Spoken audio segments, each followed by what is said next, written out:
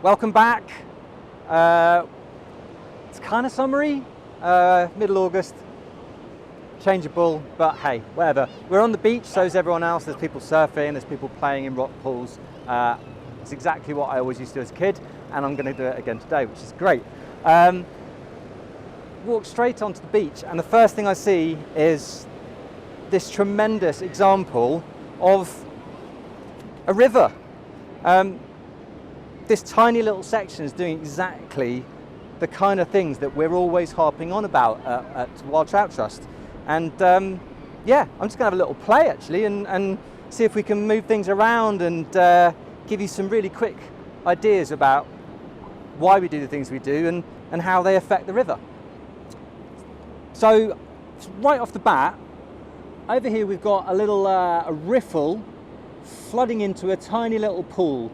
I've got like a gradient of different gravel sizes. I've got different currents going on, a little scour pool that's been caused by some of the gravel that's in there. That's flooding down through a whole series of little channels, hitting this hard rock, which is accelerating the flows and giving even more erosion here. That's going into another big feature that's splitting the flows into two separate channels.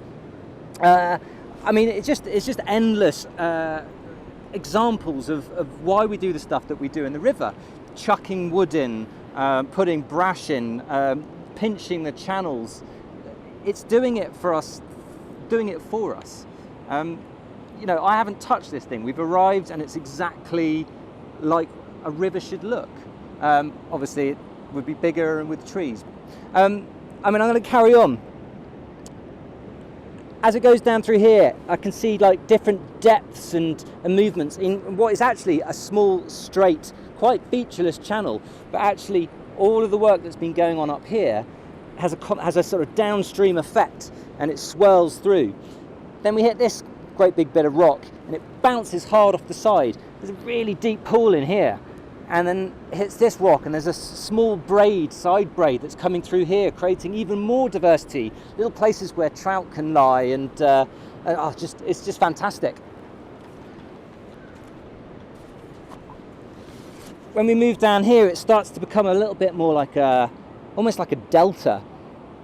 There's a large rock pool coming up on this side, and that's basically like slowing the water down, and it's all depositing into this large, it's basically a delta. It's got a few little channels that run through, and if I can put my hand in over here, this basically looks like the sea. I've got a big shelf going down into super deep water. You can see the colour change in the different gravels. I've got like 2 meters representing most of what a river should be. It's fantastic.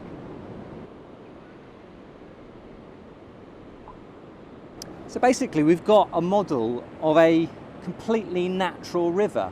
It doesn't have the trees, the roots, the aquatic plants and things that would give it even more natural structure, but for the purposes of a model that's completely free and flowing every day of the year, it's great. And the other great thing is there are no trout living in here.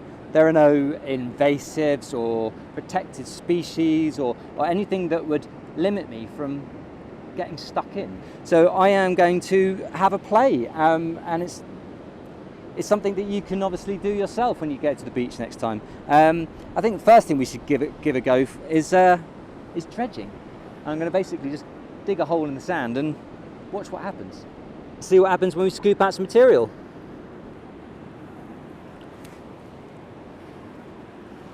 Right, what we got?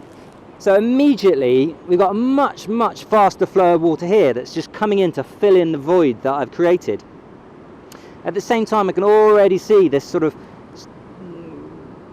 bill-shaped area of sediment where the smaller bits of gravel are basically depositing, and they're already filling in this hole.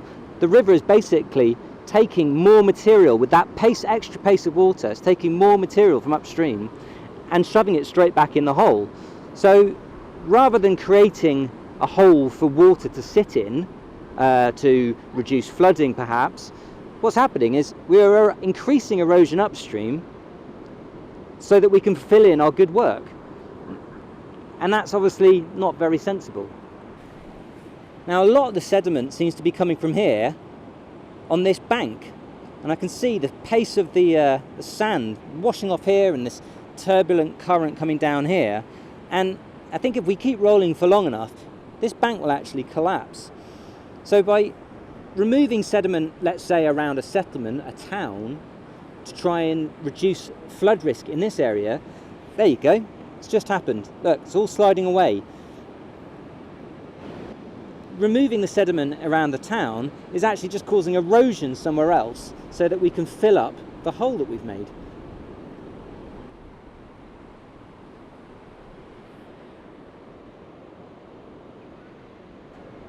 So, well, that was pretty cool.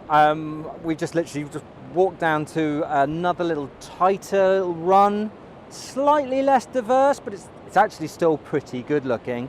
But I can't put wood in the river because it'll float away on something like this. But I picked up some pebbles and I'm going to have a little play with chucking them in and seeing if I can, I don't know, just change it and shape it and the stuff that wood's good for. So, what have we got? There are already some little deep pools in here, but there's some areas of slightly faster flow. So, well, let's just see if I can put in a little bit of woody debris in there. Now, immediately, and I'm not sure if the camera will pick it up because it's in the shadow of my knee, but I can see that the gravel's moving faster suddenly, especially right on the very tip where the water hits it, and I'm making a little pool here. Nothing to write home about at the moment because the flow's pretty small. What would happen if, and this is almost dry here, I did the same on the opposite bank. Now immediately it's scouring out loads of material, it's making a lovely little pool, it's even coming around the other side again, so it's a little bit wetter than I thought. And that's having a downstream effect because it's going all the way along this edge now. So what was a relatively flat bit of sand has now got little pots and pockets and runs and different areas.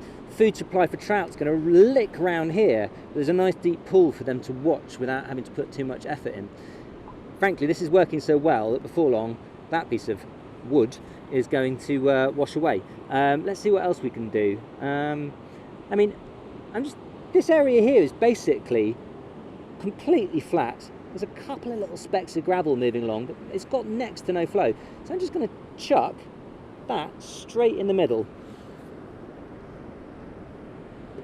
And hopefully that's just going to, again, build some kind of, immediately, these ripples coming off the side. There's a whole, like, new pace of gravels flowing through there. That's not like putting a branch, a tree right across the river. That's just putting a boulder straight in the middle of a featureless channel. We don't need to dig and sculpt rivers with heavy machinery. We can just use like cheap Site 1 materials. Well, Site 1, I mean a pebble on a beach, but we can use cheap Site 1 materials on the rivers and create a huge impact downstream, creating even more habitat variety for all the species. Yeah, it's done exactly what I thought it would do.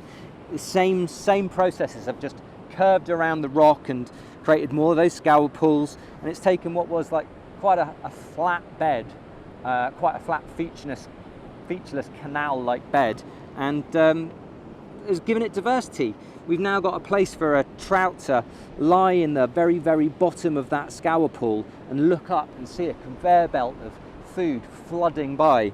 It's great for the fish, and if you're a decent angler, which I'm sure you all are, it's probably pretty good for you too.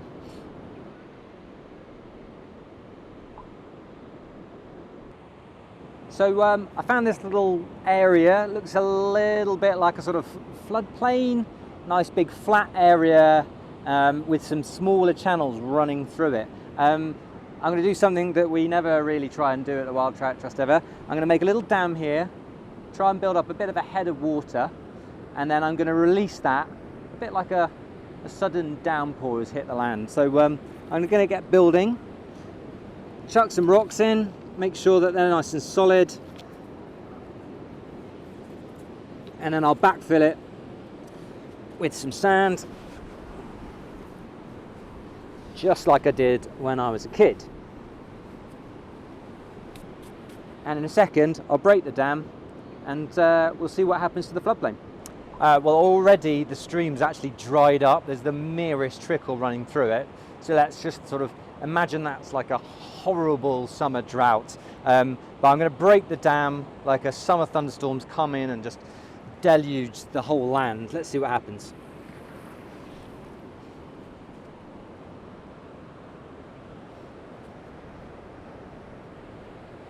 So you can see that the floodplain's now completely covered up.